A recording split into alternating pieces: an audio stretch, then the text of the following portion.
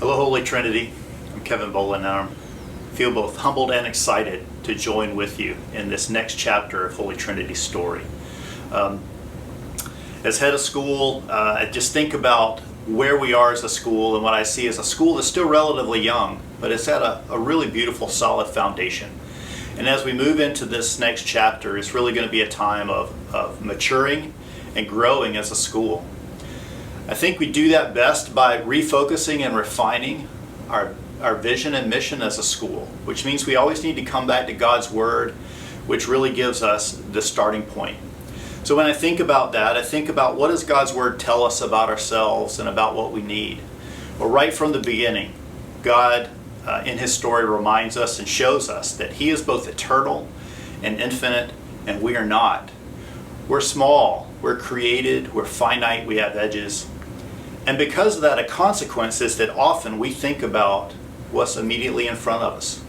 We think about what we need in our daily lives and the desires of our hearts. And those aren't bad things for us to think about. But when we think about Matthew chapter 6, Jesus reminds us that God knows what we need. And God has desires for us that are far over and above anything that we could imagine or want for ourselves or for our children when we think about the life of the school. So really, what helps us to refocus and refine best on the mission is to remember the promise that Jesus gives us in that passage in Matthew chapter 6, that when we seek first or make the highest priority of our lives and our attention God's kingdom and His righteousness, He promises to give us all the things that we need and to give us far over and above what we could ever desire for ourselves or for our children. That's where I think is the best starting point for us as a school as we begin to refocus and refine on the mission. And that's what I would ask you to join me with and join our faculty and staff with as we start on that adventure together, beginning in this new school year. Some events and dates you can think of and keep in mind as we move into the beginning of the school year.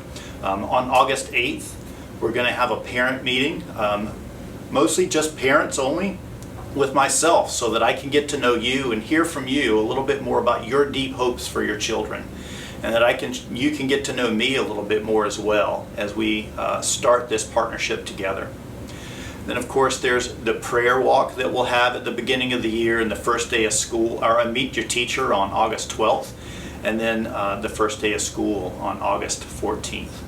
So I'm really excited and looking forward to starting all these things. And I just want to remind you from God's Word, one of the devotions that we had as a faculty and staff beginning this school year was Psalm 100, which begins by reminding us that joy is a big part of what it means to come into God's presence. But at the end of that psalm, it reminds us that God's faithfulness is faithful from generation to generation.